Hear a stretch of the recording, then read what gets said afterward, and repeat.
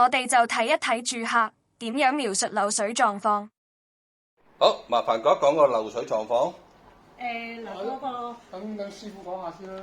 唔緊要，你邊個講都總之清楚，我咪照講過咧。啱啱裝修完嘅，係咁我12月底咧28號到咧就見到可唔可以開埋有人燈啊？可以光慢啲會好啲嘅。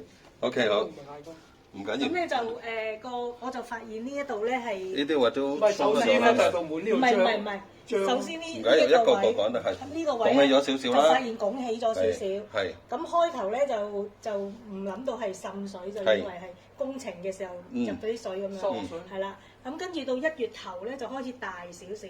係。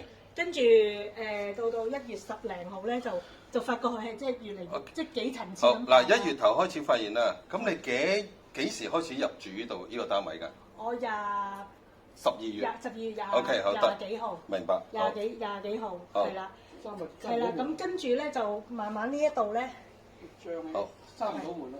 得唔緊要，我喺入邊影。呢個位就像其實而家修補咗嘅，已經修補咗一次。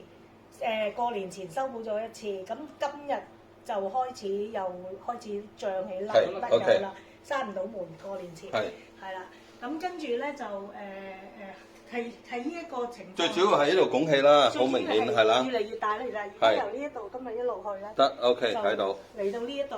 係。係啦，出邊。好。係咁我開始大咧，就移開呢張台睇咧，就發現原來呢埲牆都有咯。好，我入去睇睇下。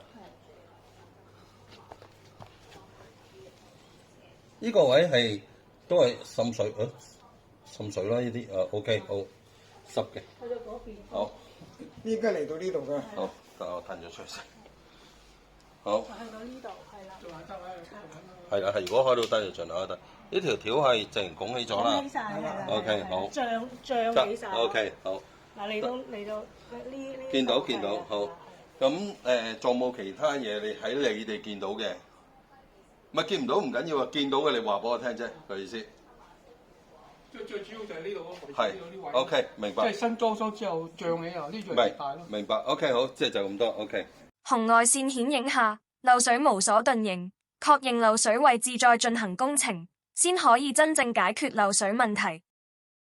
漏水其實一個好繁複嘅問題，如果胡亂去做工程，睇唔到會解決到問題。所以如果要解決到漏水問題，首先應該揾漏水專業人士用唔同嘅儀器，確定好漏水問題先至定點做工程。如果唔係，只會浪費時間及金錢。